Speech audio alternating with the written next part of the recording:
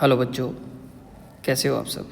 तो 6.1 ऑलरेडी मैं आपको बता चुका हूँ और उसमें मैंने कुछ इंपॉर्टेंट टर्म्स इंपॉर्टेंट जो कंसेप्ट्स हैं वो आपको बताए हैं, एंगल्स के बारे में, लाइंस के बारे में। तो अगर आपने अभी तक वो वीडियो नहीं देखी तो आप पहले उसको देखिए फिर इसको देखना, ठीक है। तो आज मैं बताता हूँ इसके क्वेश्चंस क्या क्या गिवन है। तो कहता है कि जी हमारे पास y/z है। भाई y/z हमारे पास कितना गिवन है, 3/7 ये गिवन है। यानी कि y वाला देखो, ये वाला एंगल और ये वाला एंगल दोनों कैसे हैं, ऑल्टरनेट इंटीरियर एंगल। क्लियर है यहाँ तक, ठीक है जी। यानी कि हम यहाँ से अगर बात करेंगे तो क्या कह सकते हैं यहाँ से, भाई x बराबर किसके बराबर है, z के बराबर है।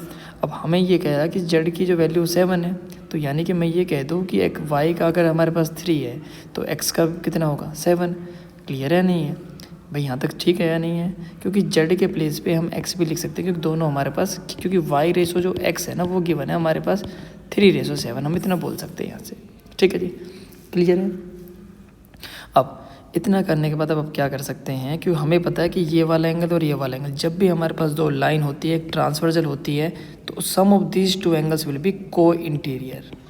क्या बोलते हैं, को इंटीरियर एंगल, ओके। और को इंटीरियर का मतलब होता है इन दोनों एंगल का जो सम होगा वो होगा 180 डिग्री। क्या होगा 180 डिग्री। क्लियर है। तो यहाँ से हमें एक बात पता लग गई है, अगर इन दोनों एंगल को x मानते हैं, क्योंकि रेशो में गिवन है x मानना पड़ेगा आपको, तो इन दोनों जो एंगल का सम होगा यानी कि 3x + 7x = 180 डिग्री। क्लियर है। तो ये हो जाएगा जी 10x = 180, 10x = 180, x की वैल्यू हमारे पास कितनी मिलेगी 18, x की वैल्यू हमारे पास क्या आएगी 18। तो अब आप यहाँ से निकाल सकते हो सारे एंगल्स, आप निकाल सकते, x की वैल्यू आपको निकालनी है, x हमारे पास कितना 7x, तो एंगल x हमारे पास हो जाएगा 7x, x की वैल्यू हमारे पास 18 है और ये होता है हमारे पास 126 डिग्री। क्लियर है। ऐसे आप y निकाल सकते हो, y हमारे पास हो जाएगा 54, z भी हमारे पास कितना हो जाएगा 126 डिग्री। क्लियर है। लेकिन इन्होंने केवल x पूछा तो x का आंसर होगा हमारे पास ये, ओके। अब करते हैं अपना सेकंड क्वेश्चन। भाई क्वेश्चन नंबर 2 में क्या गिवन है, देखिए ध्यान से। कहता है जी ये फिगर गिवन है और इसमें कहता है कि जी ए बी पैरेलल है सी डी के और ई एफ परपेंडिकुलर है सी डी के, ठीक है जी। तो एंगल जी ई डी हमारे पास कितना गिवन है 126। भाई एंगल जी ई डी है कहाँ पर, ये वाला एंगल हमारे पास है 126। अब एक बात बताओ, जब ये वाला एंगल ही 90 है तो ये वाला एंगल कितना बचेगा भाई 36, बचेगा या नहीं बचेगा। अब कहता है ए जी ई, तो ए जी ई कितना होगा। अब प्यारे बच्चों एक बात बताओ कि ये वाला एंगल की बात कर रहा है, तो ये वाला देखो जेड फॉर्मेशन है या नहीं है, जेड फॉर्मेशन है, means this angle and this angle both angles will be equal. So angle A Z E will be 126 degree because of alternate interior angle. Clear है। अब कहता है जी ई एफ, क्या कहता है जी ई एफ। तो जी E F हमारे पास कौन से वाला एंगल है, ये वाला एंगल है, ये मैंने आपको पहले ही बता दिया है। बट टोटल हमारे पास कितना था 126 में से अगर आप ये 90 यानी कि एफ ई डी माइनस करोगे तो कितना मिलेगा 36, यानी कि जी ई एफ जो हमारे पास आएगा वो होगा भाई 36। क्लियर है। नेक्स्ट की जो हम बात कर रहे थे F G E, so what we will say about angle F G E. तो F G E means this angle, तो this plus this sum of this two angles will be equal to 180 degree. Already हमारे पास ये वाला angle कितना है 126, इसको हम मान लेते थोड़ी देर के लिए x, और इस पूरा ये लीनियर पेयर या स्ट्रेट एंगल बना रहा है कितना हो जाएगा 180। x की जो वैल्यू हमारे पास आएगी 180 माइनस 126, यानी कि हम यहाँ से क्या लिख सकते हैं बेटा 54 डिग्री। तो ये वाला जो आंसर हमारे पास कितना आएगा 54 डिग्री। क्लियर है, ओके। अब करते हैं अपना क्वेश्चन नंबर 3। क्या कहता है जी आपसे, कहता है कि भाई हमारे पास एक फिगर गिवन है पी क्यू पैरेलल है एस टी, देखो, और इसमें एक हिंट दिया गया है कि draw a line parallel to S T. भाई एस टी से एक क्या कर रहा है थ्रू पॉइंट आर, ठीक है। तो ये कहता है कि इसके पैरेलल एक लाइन ड्रॉ करनी है और वो जो लाइन है वो हमारा आर से पास होना चाहिए, ऐसे गिवन है भाई। अगर ये वाला एंगल 130 है तो ये वाला एंगल कितना आएगा 50 आएगा। क्या होगा को इंटीरियर एंगल्स होंगे भाई, कौन से एंगल होंगे को इंटीरियर एंगल्स। क्लियर है। अब मुझे एक बात बताओ, जब ये 110 है तो ये पूरा भी 110 होगा भाई, जेड फॉर्मेशन इज देयर और नॉट, क्योंकि पैरेलल तो है। 50 ऑलरेडी हो चुका है, तो कितना है देखो, ऐसे लिखने के लिए 1 इसको मान लेते थोड़ी देर के लिए x, तो ये हो जाएगा भाई x प्लस 50 के बराबर, यानी कि 110 माइनस 50 इक्वल्स टू हो जाएगा x। तो इसका जो करेक्ट आंसर होगा वो होगा भाई हमारे पास 50 डिग्री। ओके, अब करते हैं इसका नेक्स्ट वाला क्वेश्चन, क्वेश्चन नंबर 4।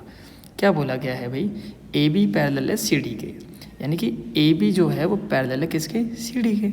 अब ए पी क्यू हमें गिवन है 50 डिग्री, भाई ये हमारे पास कितना गिवन है 50। पी आर डी हमारे पास है 127, यानी कि ये वाला एंगल कितना है 127। तो ये हमारे पास जो मिलेगा, ये मिलेगा हमारे पास 53 डिग्री। क्या मिलेगा 53 डिग्री। ओके, आपको एक्स और वाई की वैल्यू यहाँ से निकालनी है भाई। क्या निकालनी है, एक्स और वाई की वैल्यू यहाँ से फाइंड करनी है। तो कैसे करें देखो, अब मुझे एक बात बताओ, अगर ये 50 है तो ये भी 50 होगा भाई, क्योंकि जेड फॉर्मेशन अगेन है हमारे पास। ठीक है, अब वाई के लिए ना आपके पास दो तरीके हैं कि या तो आप इन दोनों एंगल को ऐड करके 180 से माइनस कर दो, या फिर ये वाला एंगल और ये वाला एंगल दोनों हमारे पास क्या अल्टरनेटिव एंगल है कि 127 से क्या माइनस करे कितना मिल जाए। इस तरीके से भी आप निकाल सकते हो। तो मेरे अकॉर्डिंग जो भी आपको सही लगे आप उससे कर सकते हो।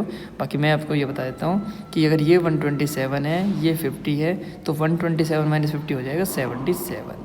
या फिर आप 180 में से इन दोनों एंगल्स को माइनस कर दो। जैसे देखो 50 plus 53 plus Y equals to 180, तो यहाँ से आपको मिलेगा 77 डिग्री। ओके ओके बेटा, क्लियर है भाई। अब करते हैं क्वेश्चन नंबर 5। देखो ये जो क्वेश्चन है ना साइंस के ऊपर बेस है। आपको पता है कि जब भी आप मिरर के ऊपर कोई लाइट डालेंगे, ये उसको बोलते हैं इंसिडेंट रे। क्या बोलते हैं, इंसिडेंट रे। और ये होती है हमारे पास रिफ्लेक्टेड रे। ठीक है जी, और ये होती है हमारे पास नॉर्मल रे। क्या होती है, नॉर्मल रे। तो हमेशा बेटा याद रखना कि एंगल ऑफ इंसिडेंस जो होता है वो एंगल ऑफ रिफ्लेक्स के बराबर होगा। सेम केस हमारे पास यहाँ से होगा। क्लियर है। ओके, अगर ये हमारे पास आई है तो ये हमारे पास क्या हो जाएगा, आर हो जाएगा। ये ठीक है, ये यहाँ से आ रही है तो ये आई मान लो, इसको क्या मान लो, आर मान लो। क्लियर है, कोई दिक्कत यहाँ तक।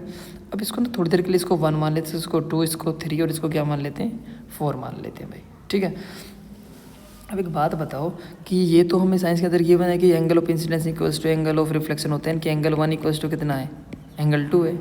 ओके, और एंगल 3 इक्वल्स टू कितना है, एंगल 4 है। ठीक है भाई, इतना गिवन है। लेकिन अब हमारे पास क्या कहता है, पैरेलल टू ईच अदर। अब दोनों ही हमारे पास जब पैरेलल हो गई तो ये वाली लाइन हमारे पास क्या, ट्रांसवर्सल है। यानी कि मैं यहाँ से ये लिख दूँ कि angle 1 plus angle 2 equals to angle 3 plus angle 4। Clear है नहीं भाई, दोनों लाइन्स हमारे पास ये प्रूव करना है हमें। ठीक है जी, कंप्लीट एंगल, क्योंकि ये वाला जो एंगल और ये वाला एंगल होंगे, दोनों एंगल्स क्या होंगे, आपस में इक्वल होंगे। ओके, तो एंगल 1 के प्लेस पे मैं क्या लिख दूँ भाई, एंगल 2 लिख दूँ, और एंगल 4 के प्लेस पे मैं कितना लिख दूँ, एंगल 3। तो ये हमारे पास मिलेगा twice of angles 2 twice of angle 3, यानी कि ये हो जाएगा एंगल 2 इक्वल्स टू एंगल 3। यानी कि इसका मतलब क्या है, ये कि जो कहता है यहाँ से कि reflected ray moves along the path BC and strike the mirror RS at C and again reflect back along the CD, prove that AB parallel to CD. So when these two angles are equal, so it means we can say from here this and this will be parallel to each other. Okay, because sum of these two angles will be equals to sum of these two angles, so easily we can say from here these two lines will be parallel.